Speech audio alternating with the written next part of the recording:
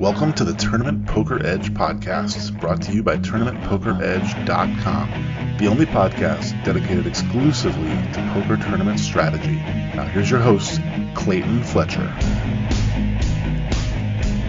Hello once again, everybody, and welcome to the Tournament Poker Edge podcast, sponsored by ACR, America's Card Room, where coming up at the end of this month, January 2023, we have a $10 million Venom tournament. It's one of the biggest tournaments in the online universe, or one of the biggest tournaments in the poker universe. So check that out on America's Card Room. You can click the link in the description of this podcast and sign up using the code TPE, and you can receive a 100% first-time deposit bonus up to $2,000. I'm your host, Clayton Fletcher, in New York City, joined this week by the founder, the legendary head honcho of Tournament Poker Edge, and we haven't had him on for a while. Welcome back to the podcast. Original host of the podcast, by the way, Derek Killingbird Tenbusch. How are you, Derek? I'm doing great, Clayton. Happy New Year. How are you doing? Yeah, I'm doing great, man. Happy New Year. In the last episode, I was talking about whether or not I was able to accomplish the goals that I had set for myself in 2022. Some of them I fell short. Some of them I greatly exceeded. What about you? Are you a goal setter? Are you a resolution kind of guy? What's your story with the new year? Yeah, I used to be very good about setting goals, and in particular poker goals. Life goals, not so much.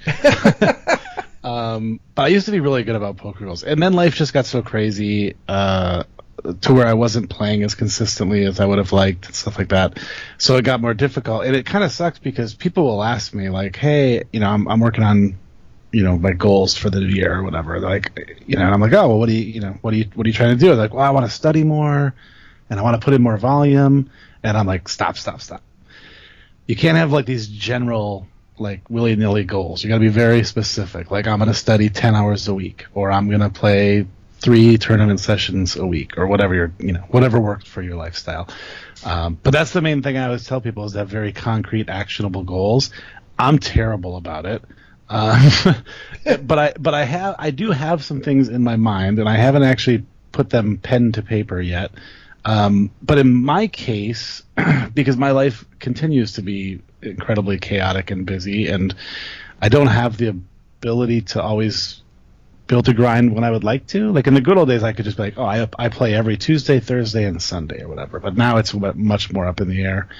But my goals are less, I guess, this year about my actual poker play as much as it is about helping to grow my Twitch stream, working to grow this new Tournament Poker Edge Discord community that we're building, and this relationship with ACR. So I have a lot of ideas related to that, which I have not put pen to paper on.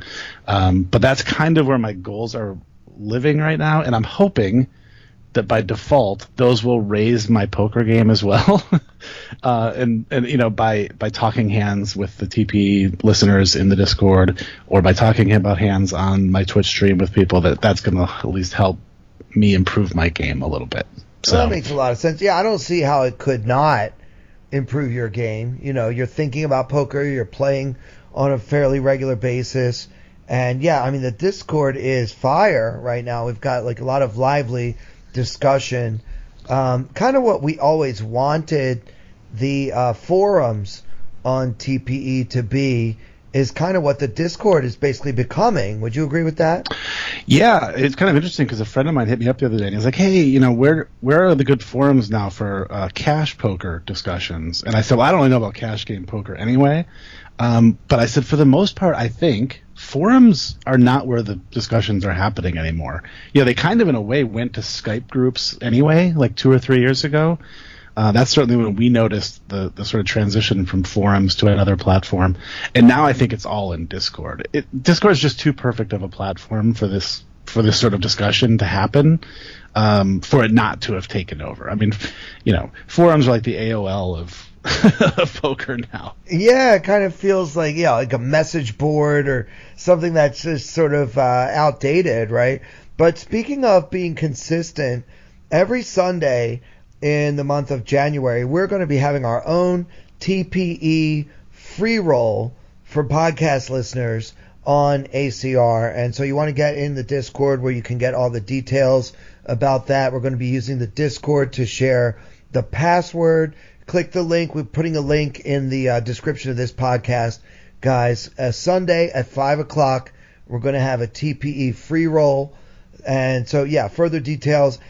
Derek, you're going to be kind of hosting this on your Twitch platform. So that's a great way for you to grow it. But we need people to know about this. So hit up the Discord, join, and you'll be glad you did.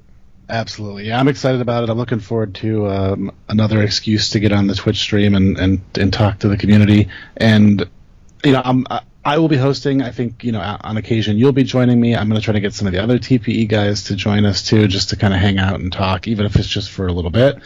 So I think it's going to be kind of fun. It's another way to sort of bring the community together. But I'll also be doing some fun giveaways. I'll probably throw a bounty on your head. I'll probably throw a bounty on my head. We'll make it interesting.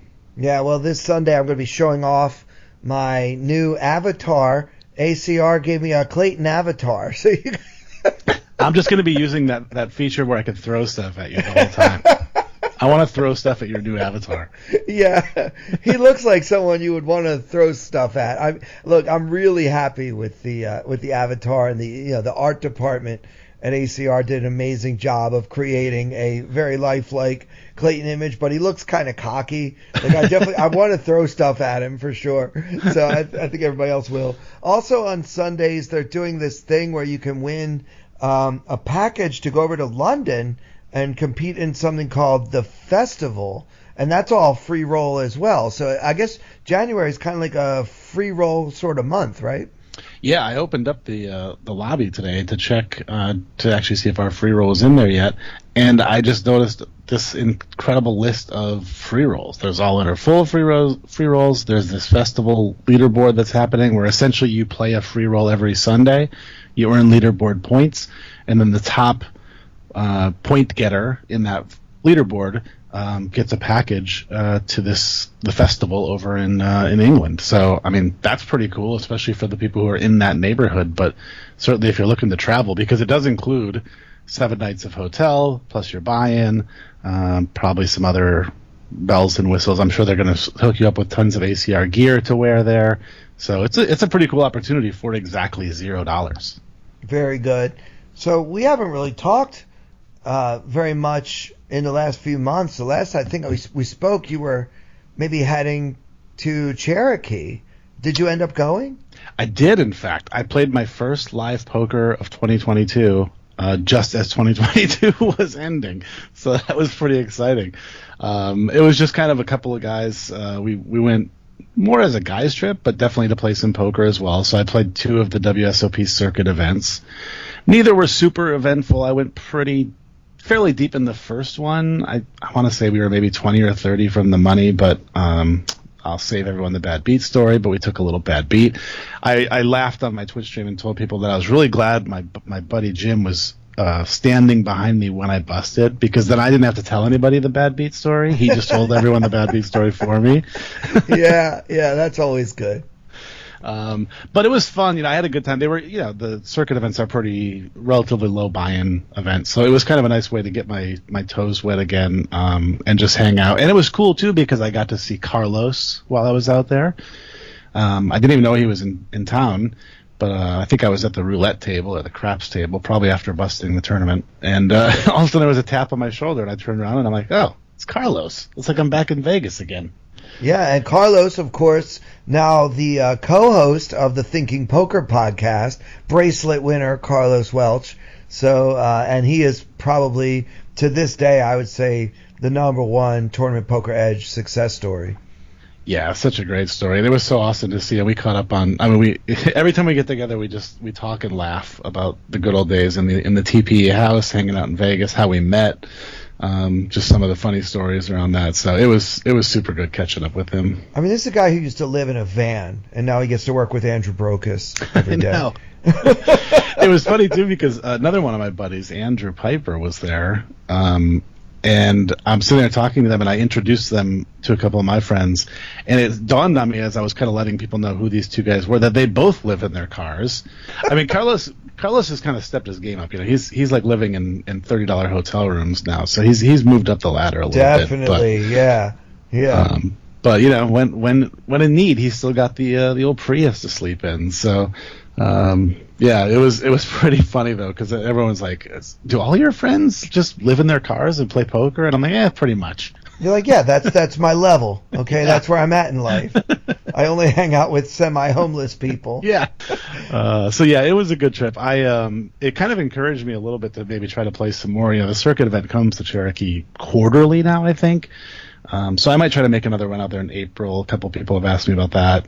And then I may have had a few beers when I committed to this, but I did get a couple people on my stream that had asked me about a TPE meetup in Vegas this summer. They want me to bring it back, and I may have said yes. I need to go back through the VODs and see if I actually said yes or if I said maybe. But wow. I had a few people tweet at me about it, so I must have somehow committed to something that I didn't mean to. But you know, if that's what it takes to peer pressure me into getting the TPE meetup back together, then that's what we got to do. The one thing we can say for sure about TPE head honcho Derek Killingbird Tenbusch, if he commits to something, he does it 100%. So if you committed, I'm sure we'll see you in Vegas. You did not make it out there last summer. You also didn't make it out there last month for what was the most ridiculous festival at the Wynn. That was unbelievable. The WPT Championship was one of the best run tournament series I've ever witnessed in my life.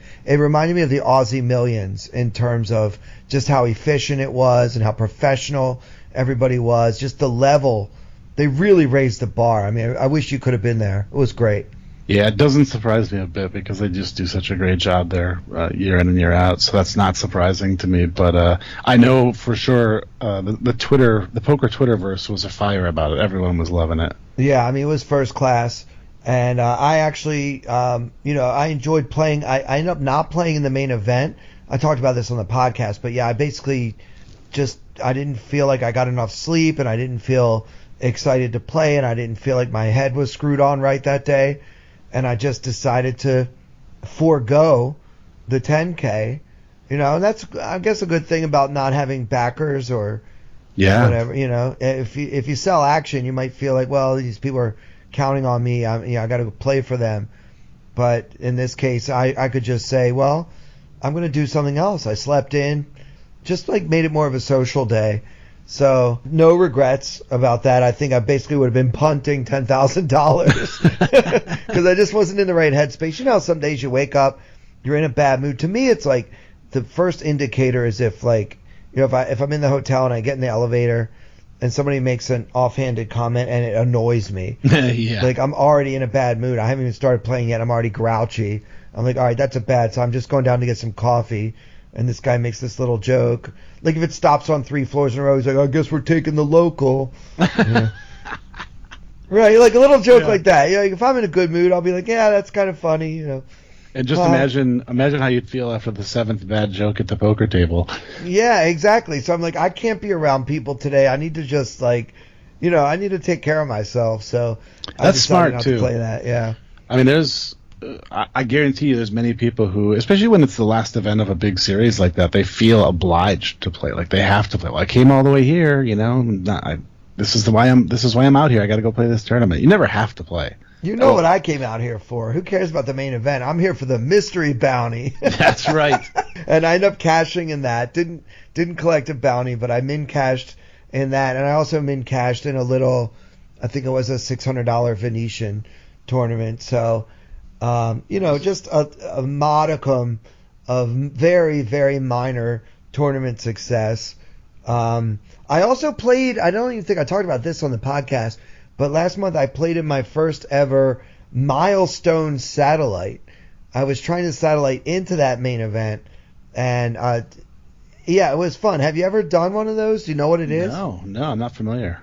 Okay, so it's like normally in a satellite you just have to be one of the last, let's say 18 people, and they all get a seat to whatever the big event is, right? Yeah. But in this type of format, you can either get your seat the traditional way, or if you reach a certain milestone, like I think in ours it was if you turned your 20K starting stack into 240,000 chips or more, you just got a seat. That's it.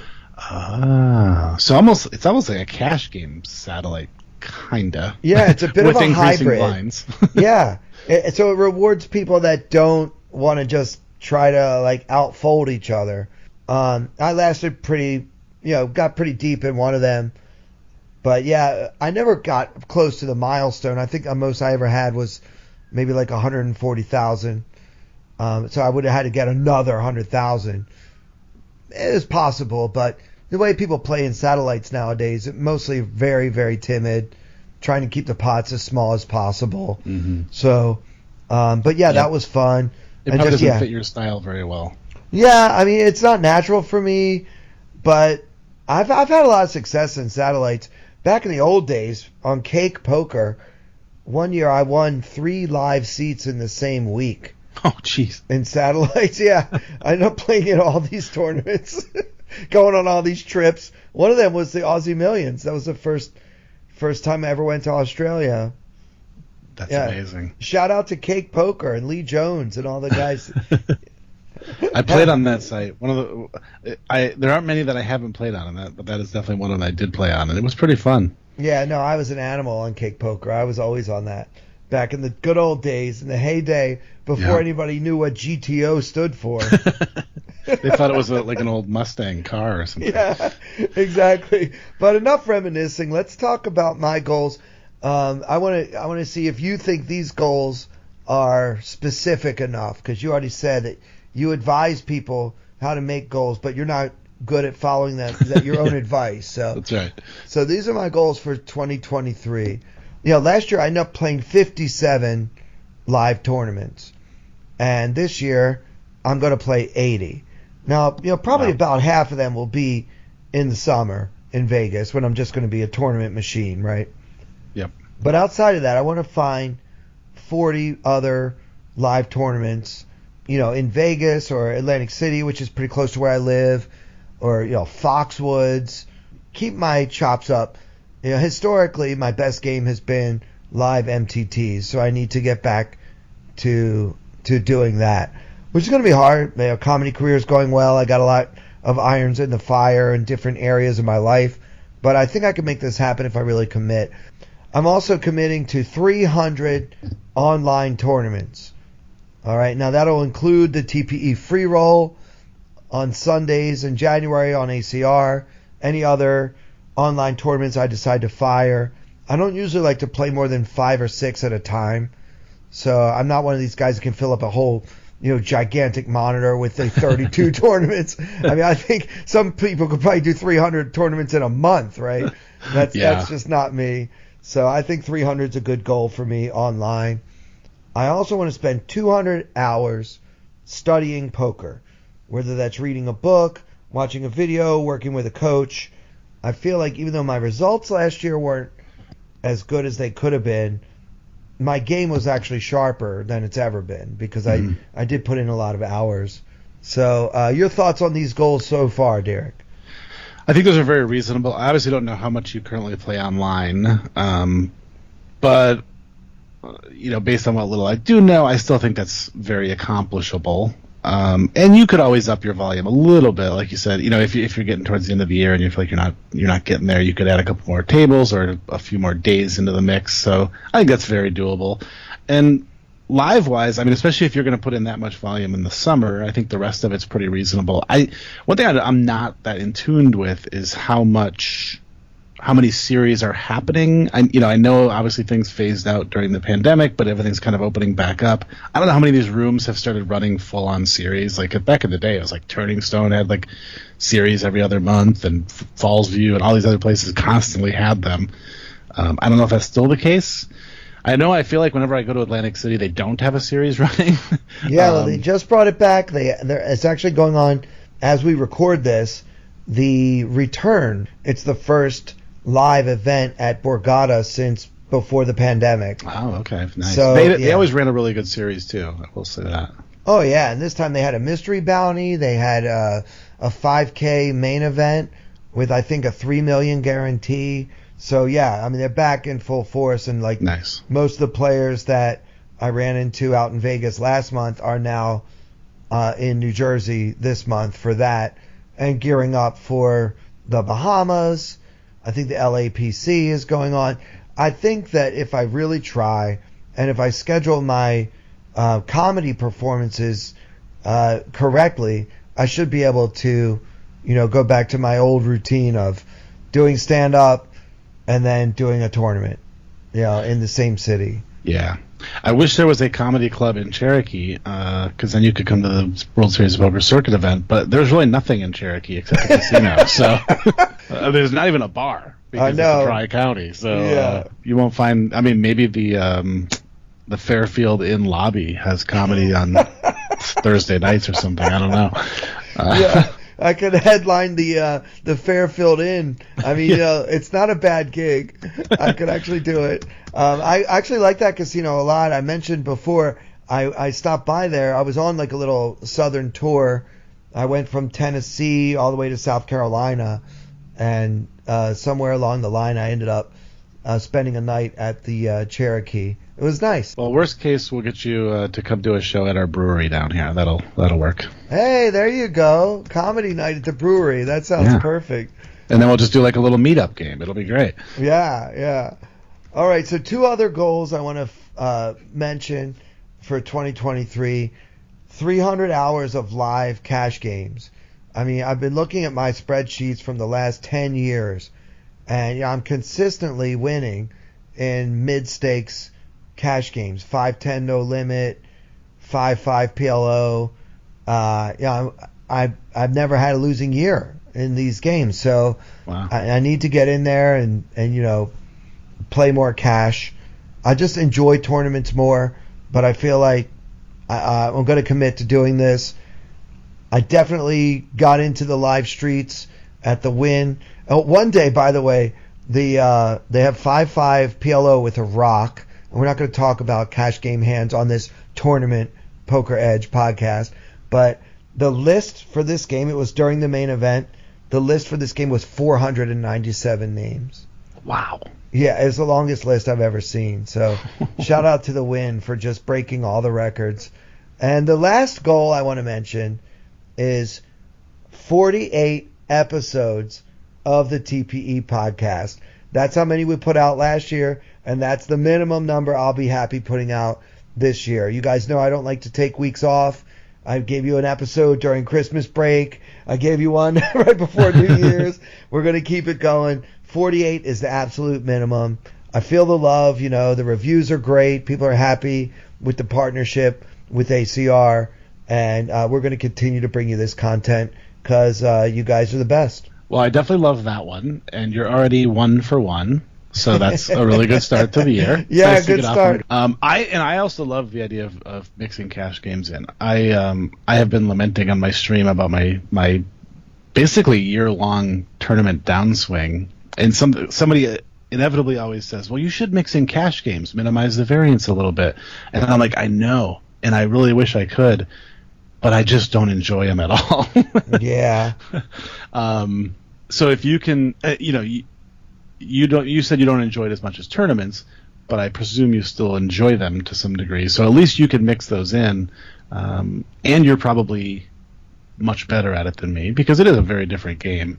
And I have not played a hand of cash poker in a year and a half. So wow, not even one hand. Wow. Okay. Yeah, even at Cherokee, people are like, "Oh, we're gonna go play cash. You want to go?" I'm like, I think I'll just sit here and watch college football. Yeah. I'm a tournament. I just love tournaments. I don't, Well, I always say I don't know why, but I do know why. It's that chase for glory. Yeah. It's like the money's cool too, but I just want to win. I want to beat everyone. And we love the pain too. Yeah. The torture. Apparently, I do because it was a long 2022. Yeah. Well, I hope that you can, get your goals out there. You can put them in the Discord since you don't have them, printed up for us tonight. But look, man, you got to have goals. I know you have your distillery and there's, the other things that are going on in your life, but, you've always been a poker guy. Yeah. So a poker guy has to have poker goals. And I think you can make it a concrete, like how many subscribers you want to have, or just how many hours you want to spend streaming, something like that, where it's like a number that you could try to hit. Because I agree with you. You can't be like, I want to study more. You got to put a number on it. Yeah, the good thing is, like, I have really good analytics on all of my streaming from last year, so I have a really good sort of base level to go from. And if I think I can up the number, or if I just want to do the same I did last year, I don't think more is always better. So I don't necessarily have to be like, I'm going to stream 20% more hours this year or something like that. But I definitely think there's things to do like that. And in fact, you've inspired me. I will go sometime in the next 24 hours. I'll go into the Discord and just start a conversation about poker goals for 2023, because I'm sure some of our listeners would like to see what everyone else is doing too. Yeah, absolutely. And if you're anti-Discord for whatever reason, you can also hit us up on Twitter. I'm Clayton Comic. You are at Derek Tenbusch, right, on Twitter? Yes, that's correct. Yeah, so you can do it there as well. We like the Discord because it's a lot more interactive and just more focused on, the things that we want to talk about. Speaking of focus, another little bit more nebulous goal that I'm setting for this year. It's going to be hard to quantify, but I'll know if I hit it or not. I want to be more focused during the tournaments that I play. Less, Reddit, less, surfing, just a lot more in the hands I'm not playing, just paying a lot more attention to the table. And then when the tournaments are over, I want to be more social, especially after a 10-hour session where I end up losing a coin flip to bust the tournament. I tend to just want to go and either work out or just go watch TV in my room or whatever, not be around people. I'm going to get away from that this year and just make a really conscious effort to be more social. Well, I was going to say, it sounds like we'll be seeing you at the hooker bar more now this summer, but we're not at the Rio anymore, so I can't see you at the hooker bar. So we'll just have to find some other bar to hang out at. That's right. You didn't make it to Bally's / Horseshoe to see that they have their own version of a hooker bar, I'm sure. I mean, I'm not saying that I'm going to be drinking more this year. Oh, darn it. I thought we were going to be hanging out every night. But, I can remember years ago, it was just, there was a lot more focus on fun. There were a lot more parties to go to, and a lot of them were sponsored by, websites like Party Poker and Cake Poker and Poker Stars, Full Tilt. They would all throw the players a big party.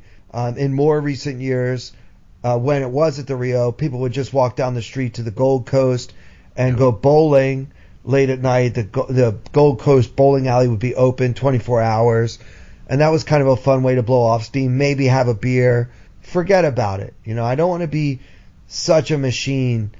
I do take poker very seriously. I know people know me as a comedian. I'm a fun-loving guy, but sometimes when I get in that competitive mode, I forget to relax and have fun and put a smile on my face and be with my friends. So many people that I'm close to were in the same town, and all of us were so busy playing poker we kind of forgot to hang out. Right. So I'm not making that mistake in 2023.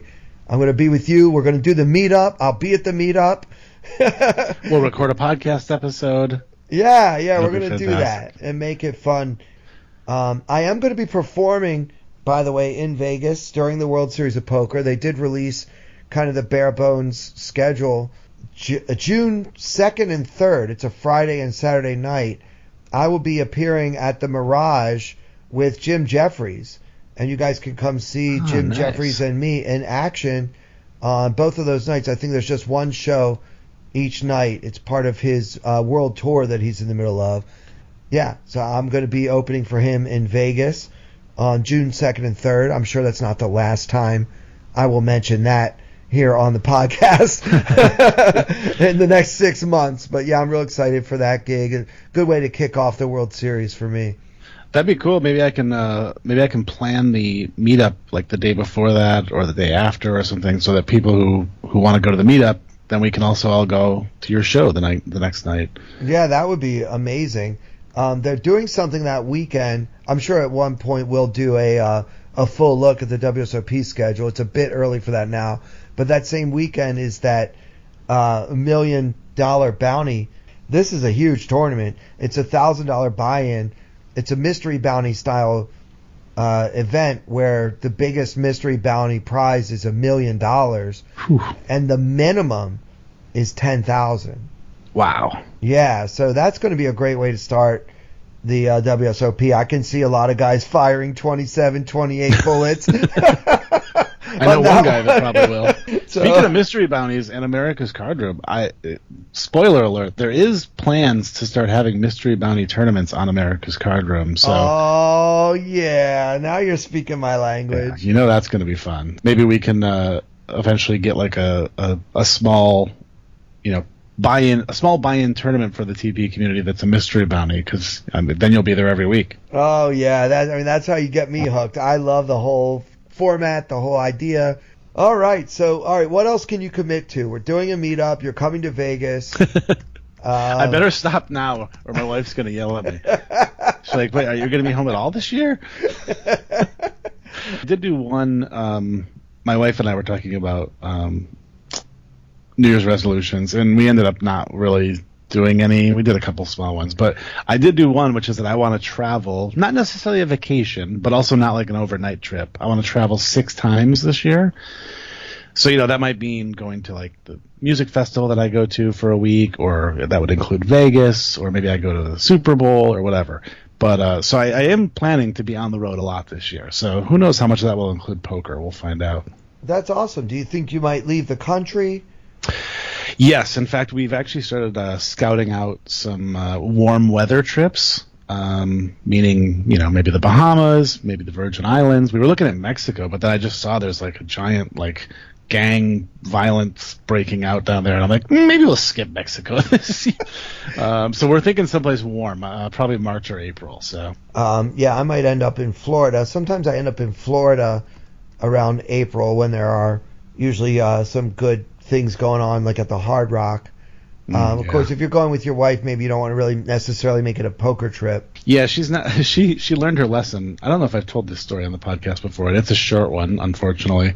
I took her to one poker trip with me, which actually was Cherokee, and I was just going to play one poker tournament, and then we were going to spend the rest of the week doing whatever. And so she, I went down to the casino to play. She got in the car, went hiking, and 15 minutes later, I texted her and said, I just busted out of the tournament. Come get me. And I was so tilted that I didn't even want to buy back in. So we ended up just, she skipped her hike, I skipped the poker tournament, and we went on a little brewery tour around Asheville. It was great. but she's never gone to another poker trip again since then. She learned her lesson. One and done for her. Yep. So. Well, Derek, do you have a hand? I know you've been doing some streaming on twitch.tv/Killingbird.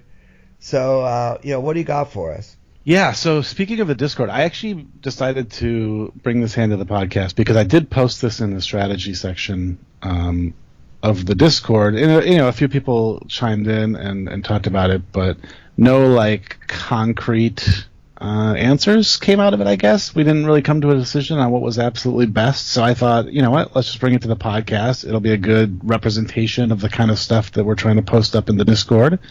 So it's a nice little tie-in. Synergy, as they say in the business world. Oh, we love synergy. Who doesn't love some good synergy? So important. So this is a hand from America's Card Room. As is often the case, the hand replayer doesn't show me what tournament this was from, and I just mark my hands to look back at. I don't necessarily make notes. But I have been playing primarily in the 660 to 1650 range as of late. So this is probably let's call it an $11 tournament, maybe a 1650, something like that.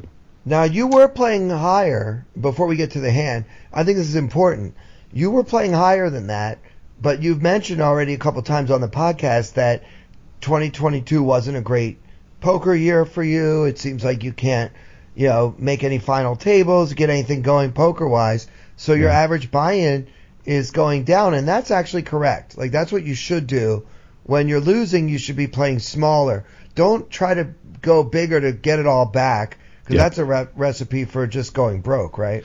Yeah, and it's kind of funny because people ask me this, and this isn't a secret, so I don't mind saying it on the stream. I play backed. So I have people who pay my buy-ins, and they're like, well, why do you lower your average buy-in if you're playing, you could just get a reload. You're playing with other people's money. And the reason is that I feel like if I'm not beating, say, 33 average buy-ins, then the problem is not how much money I have. It's not how big my bankroll is. It's that I'm not beating that level of tournament. So I have no problem essentially treating my backers' money as my money and stepping back a little bit and going, okay, let's get our heads straight. Let's start, get a couple of wins under our belt, even if it's like a $3.30 buy-in tournament or a $5 buy-in. Let's get a win, get our confidence up, remind ourselves that we can actually play poker, and then we'll just, then we'll start stepping it back up again. But I've over the last year, I've had a few little or medium scores, so I would kind of go back up a little bit in my average buy-in. But at the moment, I am definitely stepping it down a little bit. Yeah, well, I commend you on that. In the same way that you commended me on, my mature decision to not play the WPT Championship because I just wasn't in the right headspace that day. Mm-hmm. You're doing the right thing too. And, it sets a good example for the people who are watching me. And I think it's also it's a really good sign to your backers, like, wow, this guy actually cares. He's trying to get better, but also not just punt off money to do it. So I think it's a win-win. Yeah, I don't really mess with backers, but if I did, I would treat their money like it's my money. I'm afraid that I might. I've even when somebody has a piece of me, like we swap a percentage or whatever. I've had times when I kind of feel like it affects my play a little bit because I'm like, I don't want to have to explain to this person that I try to triple barrel bluff and bluffed away the chip lead, Yeah, and I would love to say that I've never had that idea in my head, that I never played a hand differently because it was somebody else's money, but I guarantee you I have. And I think that's another benefit of lowering your buy-in a little bit is that is less likely to happen. Yeah, because you're just going to play as well as you can. Yeah. So I think it, like I said, I think it's a good thing all around. All right, cool. Well, let's do the hand. Cool. So we are at 8,000, 16,000 blinds. I'm pretty sure this would be in the money at this point. We have a little over 500,000 in chips. So based on what I'm seeing at other stacks at the table and stuff, I'm almost certain we are in the money at this point, but probably not close to a final table. We have ace of spades, 10 of hearts in middle position. And yeah, like I said, we start with about 500,000 in chips. So that's only like 32 big blinds probably. Yeah. With ace 10 in middle position. It folds to us. And I guess we'll just start right there. I'm kind of curious because I think we have many options here. I think you could consider shoving 30 big blinds with ace 10 off. You could also probably fold. And you could probably also just min raise. Yeah, I think of those three options, I think folding is okay, but it's a little bit too conservative. We do need to accumulate at some point. Under the gun, I think it's a pretty clear fold. 3 folds to me. So we're in what the hijack, is it? Middle position +1, which I guess in this world would be the hijack. Yeah, so I'm not going to fold ace 10 in the hijack unless the players on my left are all just really aggressive, really tough. But yeah, so I'm not really into folding here. And I think shoving is probably slightly plus EV, but definitely not the best play. So I would probably just go for a raise. Maybe a min raise is fine, or maybe a little bigger if you want. All right, sounds good. That is what I did. I raised to 32,000, a straight min raise. I do tend to actually not do that. I always tend to add a little bit. I don't recall if there was a reason for it in this case. Probably not. Probably clicking buttons because that's what I do. Yeah. So we get 2 calls from the button and from the big blind. Okay. So there is now 123K in the middle. And the flop comes ace, deuce, 4, 2 spades. Again, we do not have a spade. We have ace 10 offsuit, but no spade. Right, and we have an SPR of about 4? Yeah, that sounds right. Let's see, 123. Yeah. So that's a kind of an awkward stack to pot ratio to have. There was no real way around it because when you start with 30 big blinds or 32 big blinds, it's just hard not to end up with an awkward, SPR. Now here you got 2 callers, and we don't really want to. We do flop top pair, which is great, but we don't really want to get 4 times the pot in the middle with just 1 pair. So if the hand doesn't improve, we're going to need to find a spot to practice pot control at some point in the hand. So when the big blind checks to me, one way to pot control is to just check now. Another way you can handle it is just to do a very small continuation bet, right? So maybe if you put in like 30,000, it's like a quarter of the pot, and then you're really not building a pot that you're going to feel too committed to. You won't be getting incredible pot odds if somebody shoves on a later street, but you still keep the lead in the hand. So that's what I'm leaning towards, like maybe just a small bet here, like a quarter pot bet. Like, there are 3 to a wheel on the board, so we're not going to be thrilled if we see a 5 or a tray on the turn, but it's a pretty minor consideration. I don't think the button should have too many small cards in his range. We'd be mostly worried about, getting beat by a straight if the big blind happens to have one of those small cards, because he was pretty well priced into calling with virtually any 2. Yep. Yeah, I guess I would just bet small, and then you can get more value from other more speculative hands as well. So, that's my play. I'm going like, $30K. Yeah, I like that. I ended up betting 54K, 54.2 to be exact, which I don't think we need to go that big, to be honest. It's not like it's huge. It's still less than half, but I think we get the same job done with like 38 or something. Can you get called by worse? That's the problem. When you bet too big, it's just too easy for a hand like, 6-4 of spades. So he's got middle pair with no kicker, but a backdoor straight and flush draw. Mm-hmm. Right? Those are the hands you're really targeting. Obviously, worse aces can always call, even if you bet this much. But I think you get a larger just universe of calling hands if you go with a smaller sizing. That said, I obviously don't hate this. You have top pair with a decent kicker, and you can get called by worse.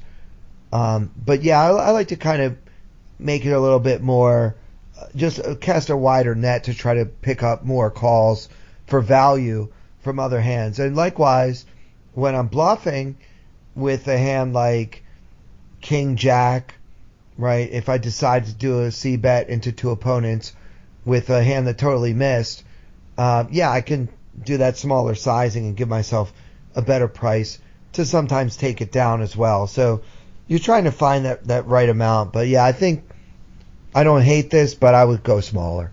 Yeah. All right. Sounds like we're in agreement there.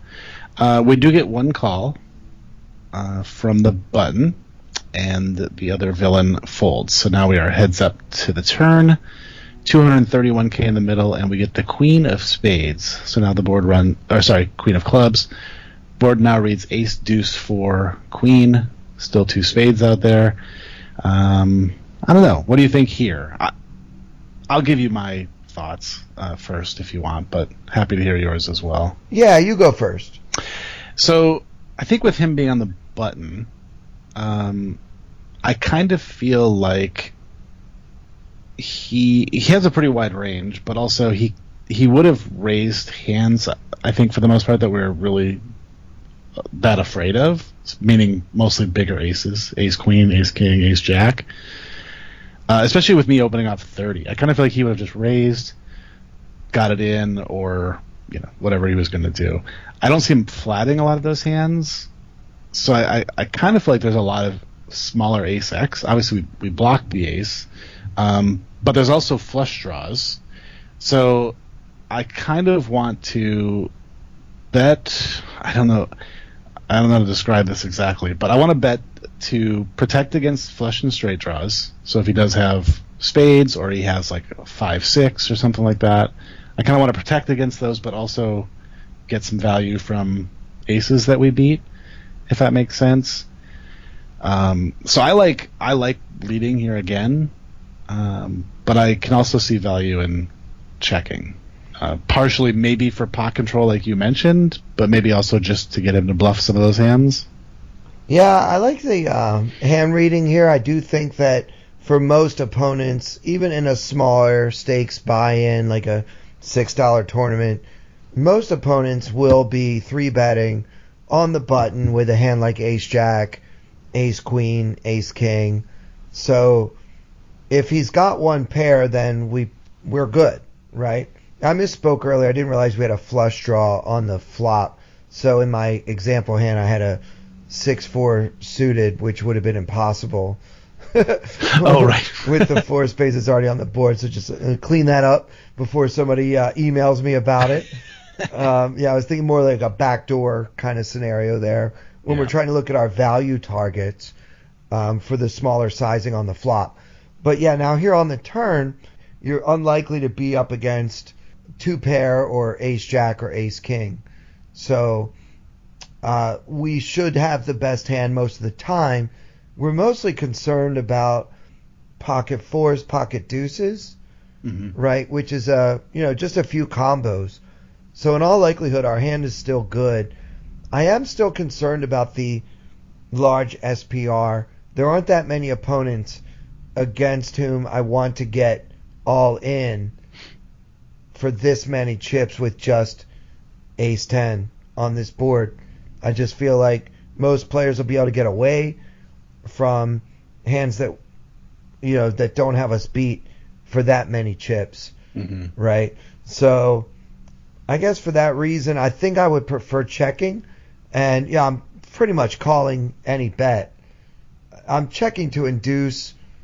Also, what are the chances that he's just going to flat on the flop when he flops a flush draw, right? So if he called you pre-flop with a hand like king 10 of spades, and then you bet half the pot on the flop, or a little less, I think a lot of players would raise you right then and there as a semi-bluff. Yeah, I think that's a really good point. We can probably minimize that hand a little bit for that exact reason. And I also think, so what we ended up doing, we bet 101K, and the villain just called, which I also kind of think this now even more eliminates a bigger ace, because I kind of feel like they would look at this bet and say to themselves, okay, he's pretty much committed himself now, and they would shove. Yeah, you do appear to be pot committed. I mean, it doesn't seem like you're concerned about your SPR or trying not to put too many chips in. The problem with the SPR 4 is, like, at this point, you've put in so many of your chips that what would you do if he does shove on the turn? Are you really bet folding after we've already put in 190,000 of our 500,000? Right. Yeah, and to be honest, I don't know that I had much of a plan for that, other than that I was so trusting in my read that he had ace-x, that I think I would have just called and accepted my fate if I was wrong. Yeah. Well, it certainly does feel that way, Derek. It does feel like he's got, exactly what you think he has, like an ace, I don't know, ace 8, ace 9, suited, probably suited. But even then, don't a lot of players 3-bet those? I don't know. I don't play smaller stakes tournament that often, but at least in the games that I normally play, if I open for middle position, anybody with a suited ace on the button who wants to play is usually going to 3-bet, no? Yeah, I would think so. So we're running out of hands that we could put him on here. Yeah, I mean, maybe slightly less often at this buy-in range, but still a pretty good majority of the time, in my humble opinion. Okay. So if that's your humble opinion, then are we trying to get value from like an offsuit ace 8 or something? Like what's? Yeah, I think so. Because now, at this point, ace 8 is, well, I should say, there's like 4 or 5 hands we beat, right? Like ace 5, ace 6, ace 7, ace 8. If we're that confident he has those, so it's kind of like we're really minimizing what he can have down to like 4 hands. Ace tray, right? That's another one. Yeah. And then the flush draws. And do you think he makes it this far with like kings or queens? I'm thinking not, with how confident I'm looking in my hand at this point. Yeah, I mean, you didn't bet that small. So, I mean, one good thing about making the larger sizing, going with a larger sizing does help you define your hand and your opponent's hand, just because they can't be splashing around if you're charging them that much, right? You're basically betting half the pot on both the flop and the turn. A little less in both cases, but essentially about half, right? So you're offering a little better than 3-1 in that case on a call, and I really can't just be fooling around with jacks on the turn when there's an ace and a queen out there. Like, we could pretty much eliminate those hands, especially given what I know about your general playing style. You're just not really a splashy guy. Like, you're probably mostly going to have it when you do this. Mm-hmm. Yeah, I think that is accurate. And I will say, you don't tend to run, because so many people play these smaller binds with such huge fields, you don't necessarily always assume that people are familiar with your play. Right. But they still might be, and even if they're just running a HUD, they'll probably know. Yeah, and you've been sitting here for a while now. Like you say, you're in the money. You're not near the final table. It's not like these players haven't been playing with you for at least a couple of hours at this point. And by then, even from that kind of a sample size, you get a feel for whether someone is, really loose aggressive, or if he's mostly been kind of chilling, waiting for good spots. And so, I'm really concerned now, like, that he's slow playing a big hand, and because I'm having trouble putting him on ace X that we can beat, that isn't suited, that didn't 3-bet. You know what I mean? It's hard. Yeah. It's like we're getting really optimistic about what we want this guy to have. Maybe he decided to just call on the flop with a flush draw. Maybe he would have raised it with a flush draw had you bet smaller, but since your flop bet is about half the pot, he might have said, well, I'll just take the 3-1 and see if I can get there. Maybe he's got a queen, right? If he's got a queen jack of spades, right, for example, just call on the flop, pick up a pair on the turn, and call again. Yeah. Right? Yeah, which kind of makes the river interesting, I think. We bet the 102K they call. So now there's 435,000 in the middle. We have 320K behind, and the river is a 9 of clubs.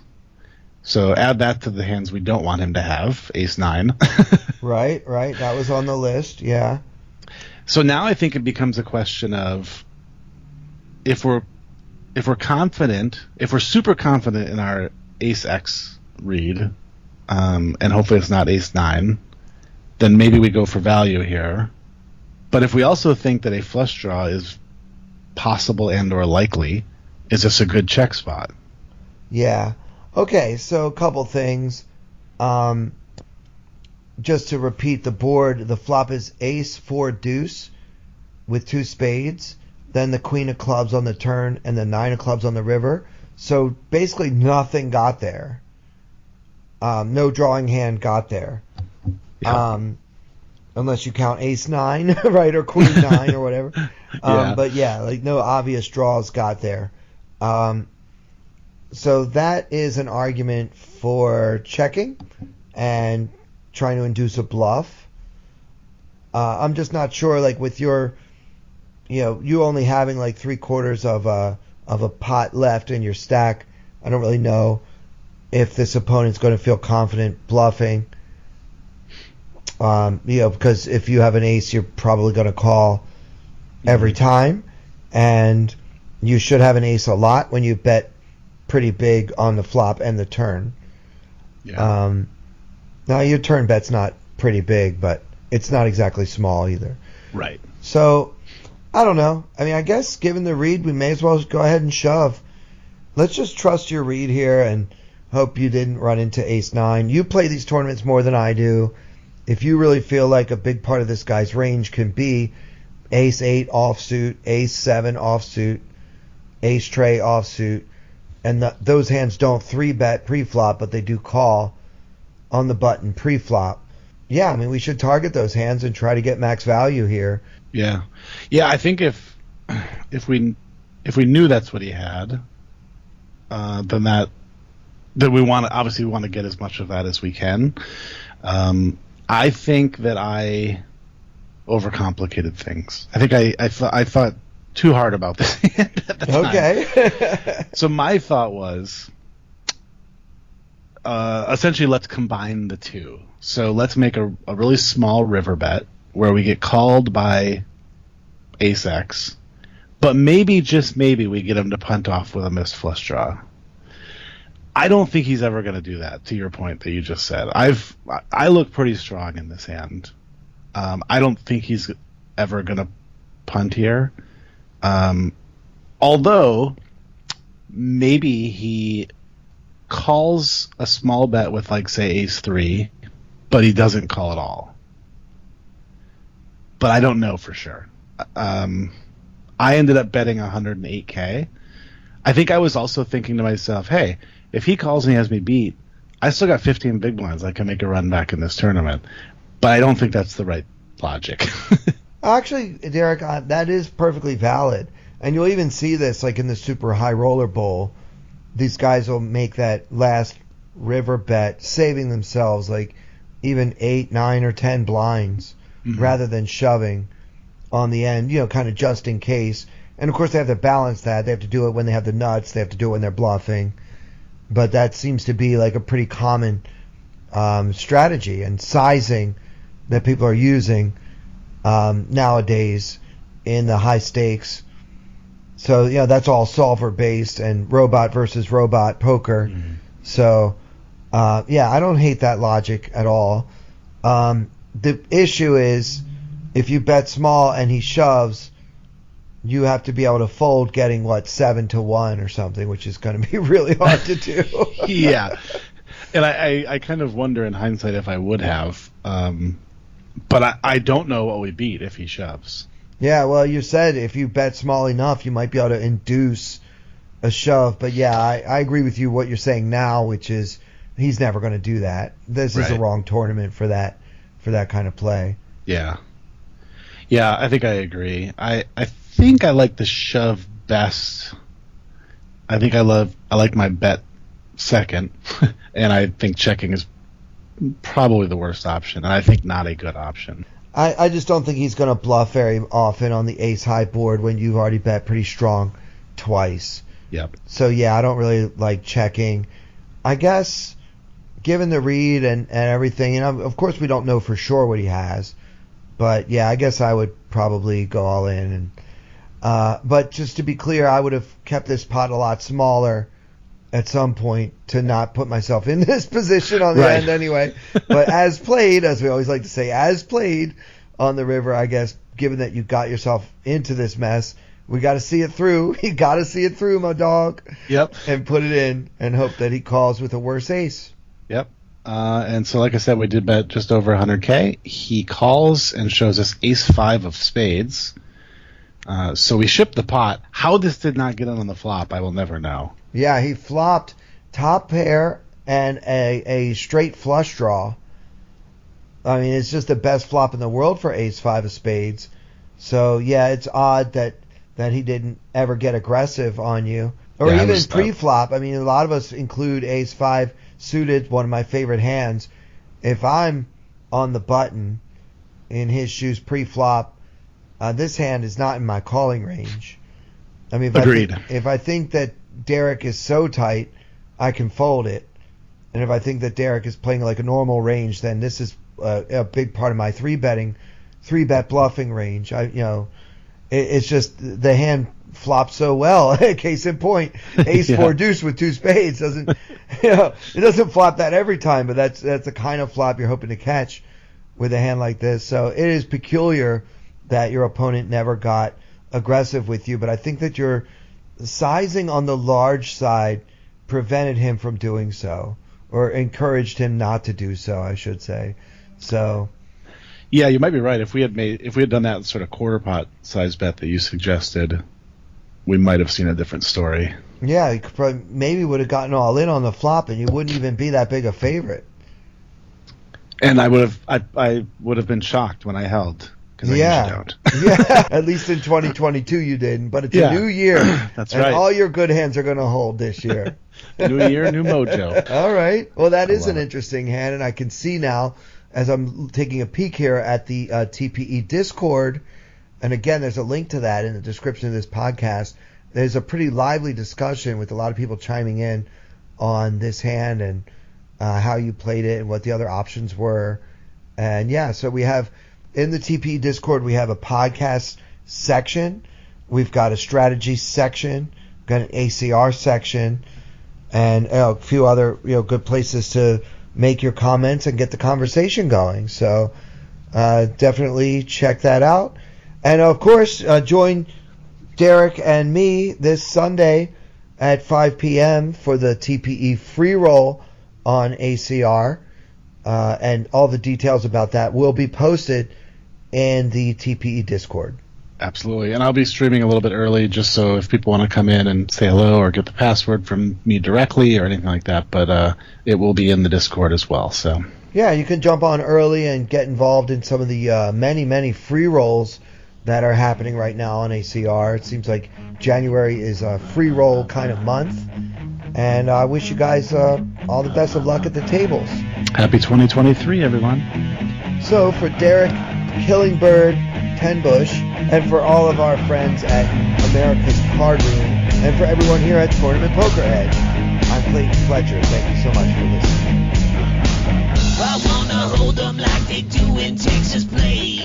Fold them, let them hit me, raise it, baby, stay with me. Luck and intuition, play the cards with babes to start. And after she's been hooked, I'll play the one that's on her heart.